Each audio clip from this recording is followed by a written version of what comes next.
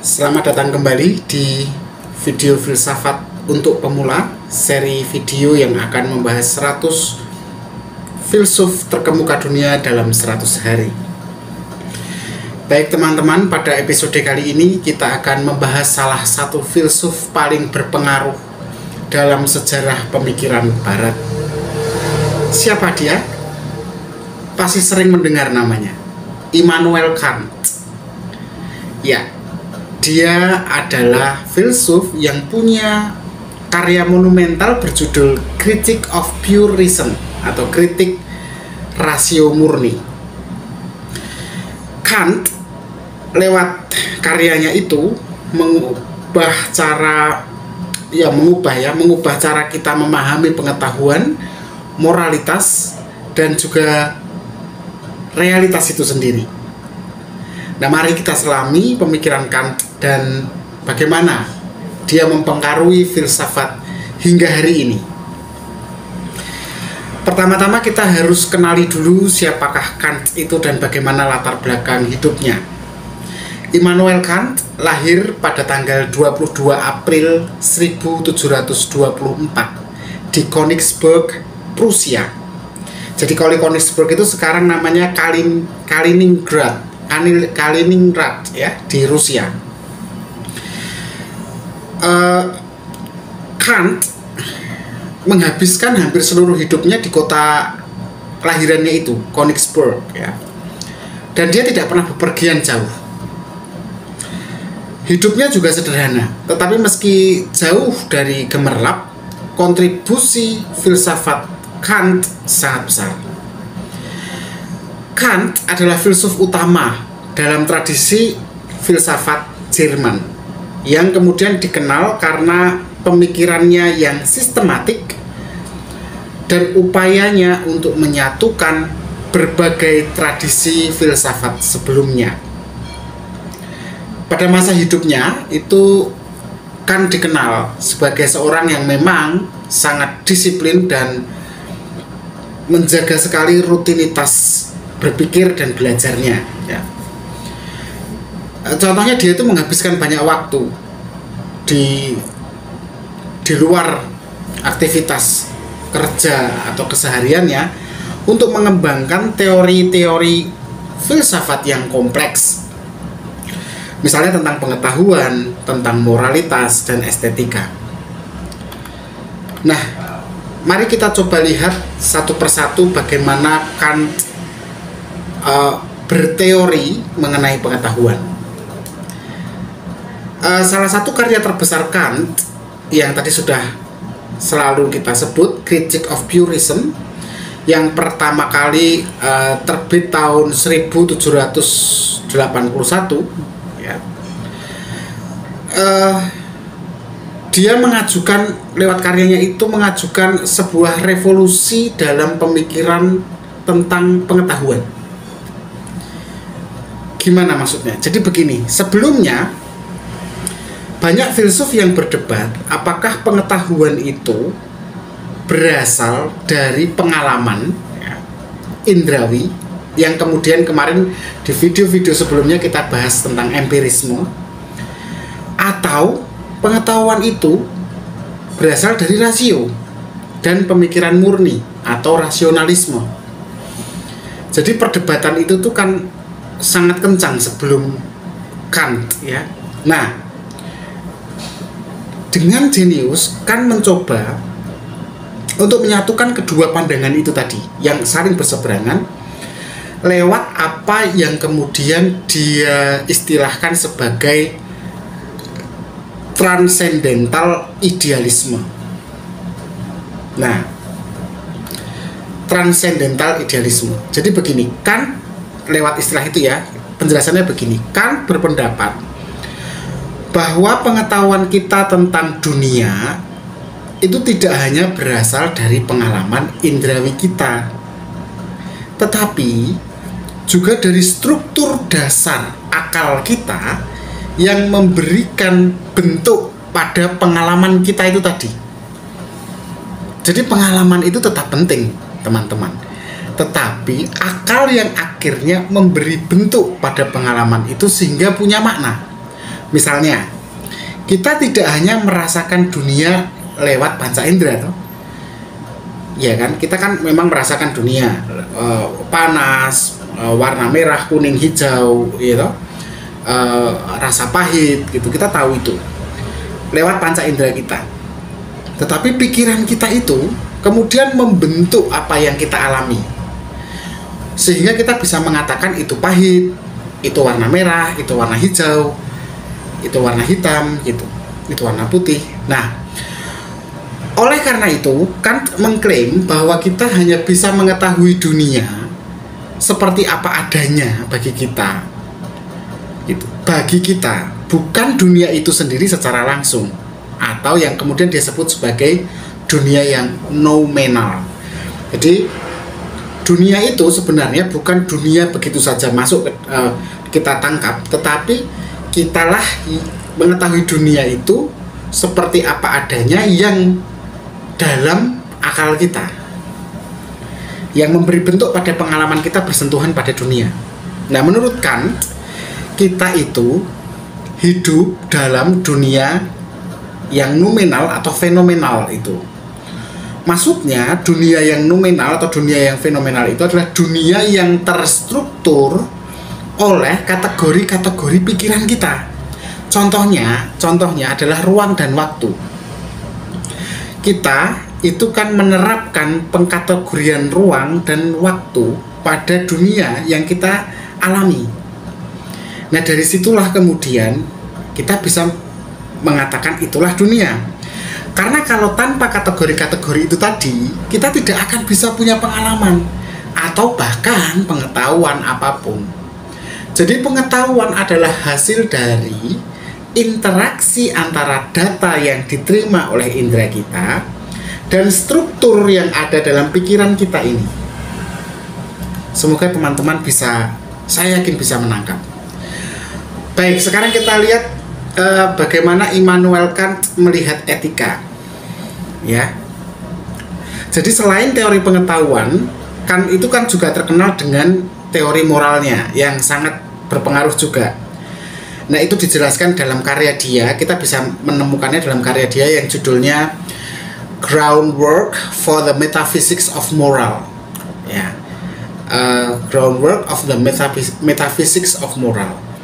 Dan lalu kemudian lanjutan dari buku yang pertamanya, ya, tadi yang tentang pengetahuan, Critique of Pure Reason, itu ada lanjutan yang kedua, yaitu Critique of Practical Reason.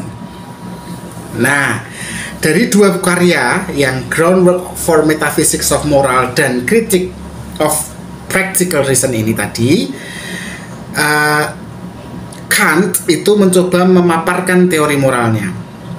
Nah, pemikiran etikanya Kant itu berpusat pada yang kemudian dia istilahkan sebagai konsep imperatif kategoris. Apa itu? Jadi imperatif kategoris itu merupakan aturan moral yang universal yang harus diikuti oleh setiap individu. Lebih jelasnya begini. Jadi imperatif kategoris itu prinsip moral yang tadi yang universal, ya, menyatakan bahwa kita harus bertindak hanya menurut aturan yang kita anggap dapat diterima oleh semua orang secara universal. Jadi mau itu di Indonesia, mau itu di Amerika, mau itu di Yunani, mau itu di Arab Saudi, aturan itu sama. Nah, ada aturan yang sama itu. Meski tradisi berbeda, latar belakang kebudayaannya berbeda, bahasanya berbeda, tapi kan ada, misalnya jangan membunuh gitu misalnya. Itu kan di semua tempat semua orang mengharamkan pembunuhan. Nah, itu salah satu contohnya, itu aturan universal. Nah, dalam bahasa yang lain, kalau saya pahami, ya, sejauh yang saya pahami, tindakan kita akhirnya harus dapat diterima sejauh jika semua orang melakukannya. Misalnya gini, jika kita merasa bahwa berbohong adalah salah, maka kita tidak boleh berbohong. Bahkan jika itu menguntungkan kita, karena kita tidak ingin orang lain berbohong juga toh. Jadi paham nggak maksudnya? Itu yang disebut aturan universal yang tidak bisa dinegosiasikan. Kita merasa bahwa membunuh itu salah, maka kita tidak boleh membunuh. Bahkan meskipun membunuh itu diperlukan misalnya dalam perang, karena kita kan tidak ingin orang lain membunuh kita toh. Nah itu Kant. Nah menurut Kant, moralitas itu bukan tentang hasil dari tindakan kita. Maksudnya sebuah tindakan itu baik atau tidak itu bukan karena hasilnya. Berbohong misalnya, meskipun hasilnya baik, atau membunuh meskipun itu menyebabkan kita menang perang, itu tidak lantas menjadi sesuatu yang dibolehkan atau positif hanya karena melihat hasilnya yang baik atau buah-buah dari tindakan itu. Menurut Kant nggak kayak gitu caranya moralitas bekerja. Moralitas itu tentang niat dan prinsip yang mendasari tindakan tersebut. Nah, kebaikan moral datang dari tindakan yang dilakukan dengan rasa tanggung jawab dan berdasarkan pada kewajiban moral, bukan berdasarkan pada hasil yang diinginkan. Itu pandangan Kant tentang moral. Sekarang kita ada etika. Sekarang kita coba masuk ke tentang kebebasan. Salah satu kontribusi besar Kant adalah pandangan dia tentang kebebasan. Ini menarik nih. Jadi gini, menurut Kant, kebebasan itu tidak hanya berarti bebas dari paksaan eksternal. Merdeka dari Belanda. Nah itu bukan itu kebebasan, itu bukan merdekaan itu bagi Kant. Tetapi yang dimaksud kebebasan atau kemerdekaan itu adalah bertindak berdasarkan hukum moral yang kita tentukan untuk diri kita sendiri. Jadi kebebasan sejati adalah kebebasan yang internal ya, kebebasan untuk memilih tindakan yang sesuai dengan prinsip moral yang kita akui sebagai benar. Namun kebebasan itu tidak berarti bahwa kita bisa bertindak tanpa batasan. Kant percaya bahwa kebebasan hanya dapat terwujud ketika kita bertindak sesuai dengan moralitas tadi, universal, dan hukum etika yang berlaku untuk semua orang. Nah kebebasan macam ini atau yang Kant utarakan itu adalah kebebasan yang punya batas-batas kewajiban moral. Semoga ini cukup membantu ya teman-teman, dipahami juga. Baik, lalu sekarang sebelum kita menutup, kita coba rangkum apa yang sudah ditinggalkan Kant bagi kita dan dunia filsafat. Jadi Immanuel Kant, seperti yang sudah kita bahas, dia salah satu filsuf yang paling berpengaruh dalam sejarah dan pengaruhnya masih terasa hingga hari ini. Dalam bidang filsafat tadi sudah bahas ya kita, pengetahuan, dia membuka jalan bagi pemikiran modern dengan ide-idenya tentang struktur kognitif dan peran pikiran dalam membentuk realitas yang kita alami. Jadi tidak semata-mata pengalaman, tapi ada peran dari rasio itu sendiri. Kemudian di bidang etika tadi kita juga sudah membahasnya bahwa ada prinsip imperatif kategoris yang membentuk dasar bagi banyak teori moral dan asasi manusia modern hari ini. Pandangan Kant tadi tentang kebebasan juga sampai hari ini menjadi landasan tuh bagi banyak gerakan politik dan filsafat politik yang memberi perhatian besar pada otonomi individu dalam masyarakat. Nah, itu warisannya ya pada dunia filsafat pada umumnya, pada dunia sosial dan politik. Tapi kalau untuk kita sendiri, untuk hidup kita sendiri, apa yang bisa kita pelajari? Ya, kita belajar dari Immanuel Kant tentang pentingnya niat dan kewajiban dalam moralitas. kan mengajarkan kita tadi ya untuk tidak hanya mempertimbangkan hasil dari tindakan kita, karena itu utilitarianisme istilahnya, hanya memperhatikan hasilnya, menempatkan tindakan sebagai utility, sebagai alat ya. Bukan itu, tetapi juga kita harus bertindak. Segala tindakan yang mau kita lakukan juga itu harus didasarkan pada prinsip-prinsip yang bisa diterima oleh semua orang secara rasional. Kemudian kan juga ini kan mengajarkan kita tentang pengetahuan ya, dimana dia menunjukkan bahwa cara kita memahami dunia itu ya dipengaruhi oleh struktur akal kita sendiri gitu, bukan apa yang terjadi. Jadi sesuatu itu menjadi baik ataupun buruk, merah ataupun hijau, yaitu semua penentuannya ada di struktur akal kita. Sehingga apapun yang mau kita lakukan itu harus didahului dengan satu proses akal atau proses berpikir merasio yang kritis, sehingga kita bisa selalu mengkritisi apa yang kita ketahui dan bagaimana kita mengetahuinya gitu. Jadi nggak hanya sekedar langsung menilai gitu ya, tidak sekedar langsung menilai, tapi kita sendiri harus juga melihat ke diri kita bagaimana struktur akal kita ini, apakah memang struktur akal kita ini sudah bergerak dengan baik gitu, atau jangan-jangan menyimpang gitu. Nah, dalam dunia yang penuh dengan informasi kayak sekarang ini dan ketidakpastian, segalanya tampak benar gitu ya.